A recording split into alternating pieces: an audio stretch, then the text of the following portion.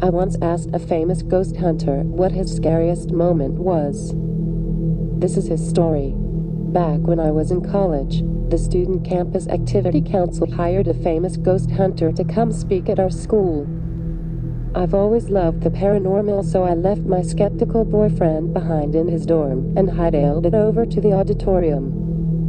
The ghost hunter was someone I'd never heard of, but he had an impressive background and seemed to have several things in the works at the time. He was a man of small stature with a little white professor's beard and a receding hairline, but the way he spoke about the afterlife was fascinating. You could tell he truly believed what he claimed to see, either that, or he was a hell of a salesman. He had us hanging on every word.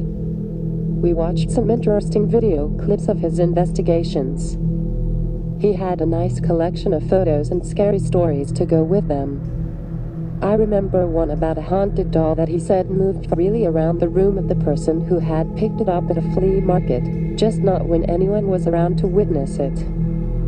Towards the end, he opened up the floor for questions. There were your typical dumbass college kid questions. Have you ever seen someone's head spin around like The Exorcist? Stuff like that, and a few that were actually pretty interesting. I decided I wasn't going to let this opportunity to speak to someone so apparently revered in the field of the supernatural slip away, so I raised my hand. The ghost hunter spotted me, pointed, and smiled. "Yes, you, the girl in the white shirt?" "Yeah, hi," I said. And I know I sounded nervous, because I felt so dumb for sounding so nervous. I was just wondering, what's the scariest thing you can remember from your career as a ghost hunter? I was halfway back in the auditorium, quite a distance from the stage, but I saw his face fall. I know I did. Well, he said, forcing a tight little laugh, there are so many scary moments to recall. They tend to pop up quite often when you're in my line of work. This got a little chuckle from the audience. I suddenly felt pretty stupid for asking the question at all.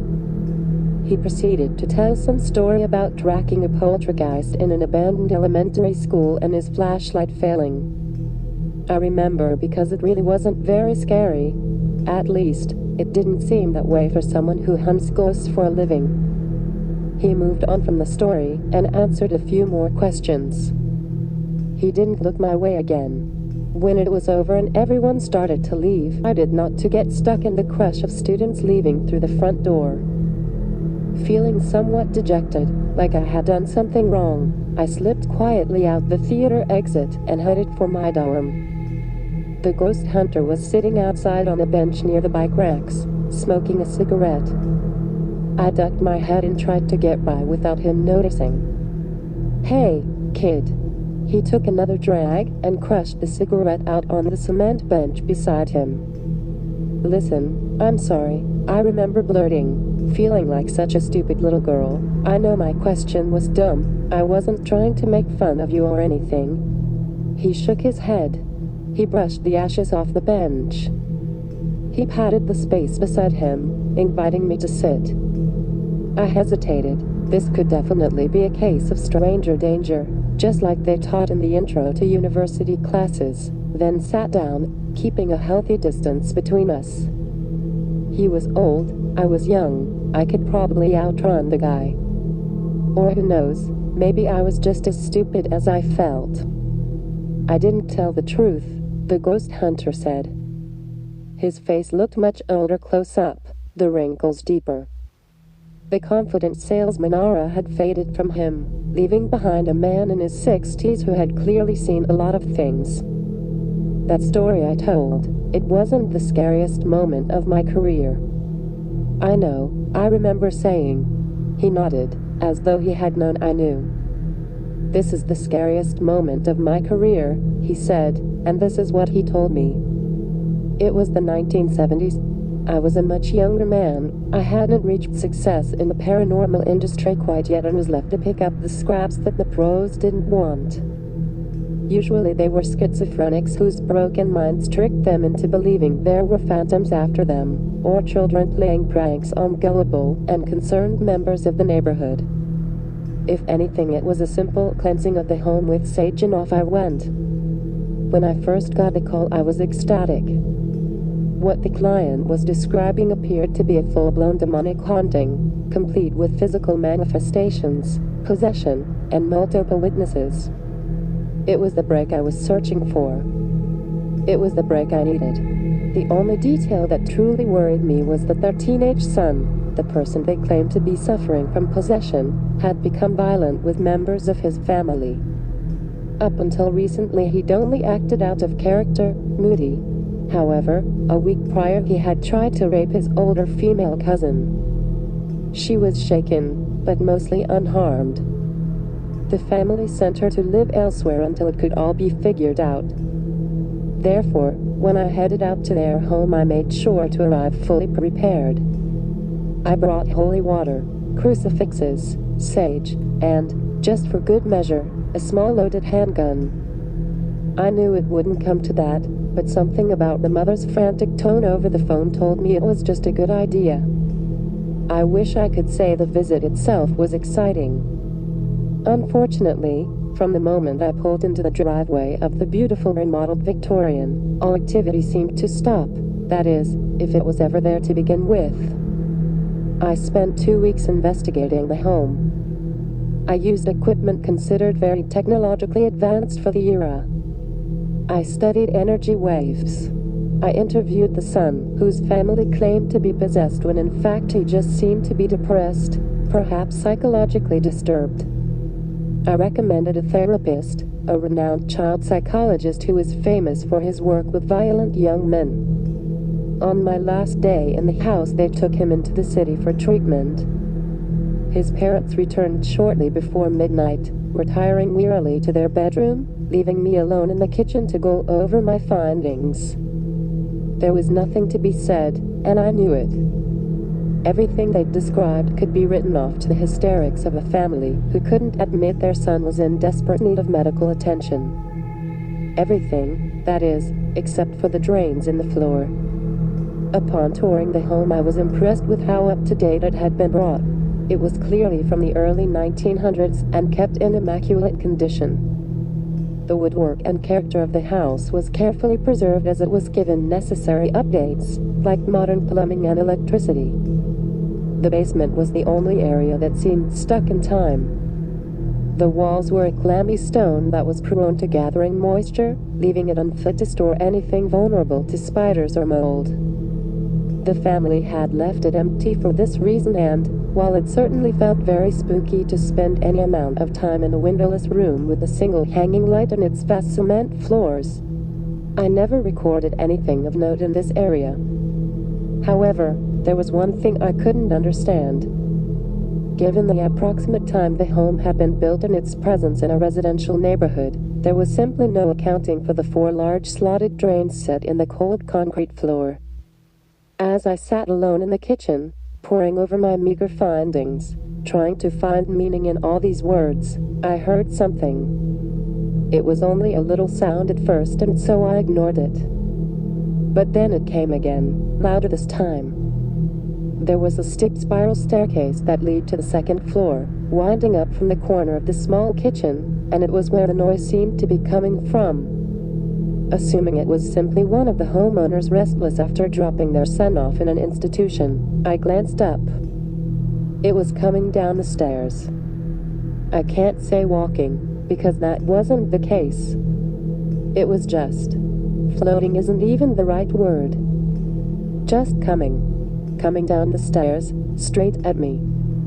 It had no eyes. It had no face. And yet somehow I knew it was looking at me, right at me, into the very depths of my soul. Then it spoke. I'm not sure how it spoke. I don't think I actually heard anything, so perhaps it used some sort of telepathy? Either way, I can recall the words to this very day. You know what he did to us. I didn't think. I couldn't. I just ran. I upended my chair when I fled, scattering papers across the kitchen that claimed this house wasn't really haunted. It was all the hallucinations of a very sick boy. I left them there. Do you know how awful that is?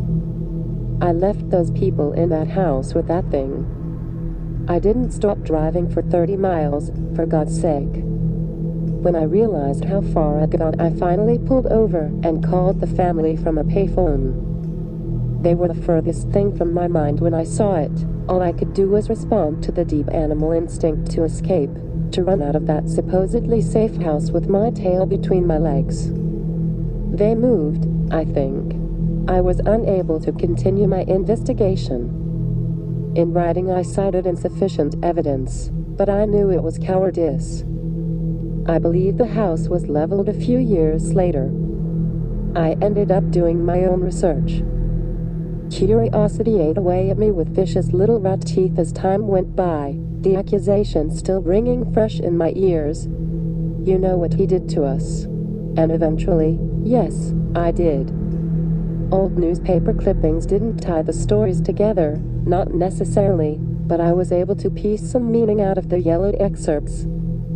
At some point around the turn of the century, the house had been residence to a well-respected mortician. Unable to find a building in town to suit his needs, he said, he built his own home office space. It was a grand feat of architecture and a shining example of a true entrepreneur, a man pursuing the American dream of running his own business. Upstairs, the bedroom. Mid-level, the funeral home. In the basement, a mortuary. I knew what the drains were for. Separately, decades later, another well-respected member of the local community was arrested under the suspicion of abuse of his professional position with moral cause. The newspaper didn't elaborate, probably due to the sensitive nature of the crimes, but his punishment was minor.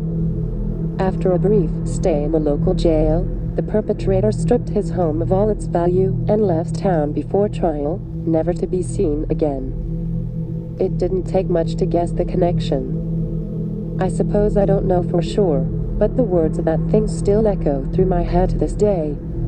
You know what he did to us. There was a reason that mortician felt such a strong desire to build a house that contained his business, to suit his needs.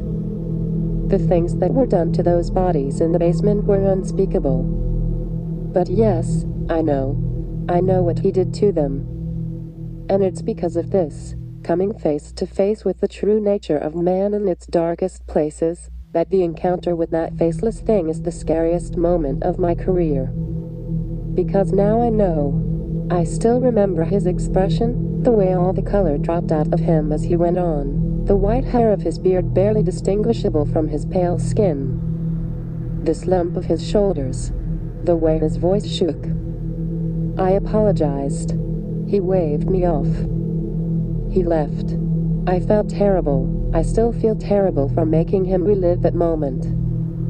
But, as I grew up, as campus activities were replaced with bills in my own career, the ghost hunter fell from the forefront of my mind little by little.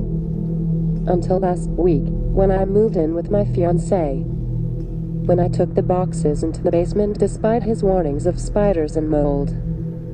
Because there's a large slotted drain in the center of the room. And I'm so worried, so scared, about what I might know.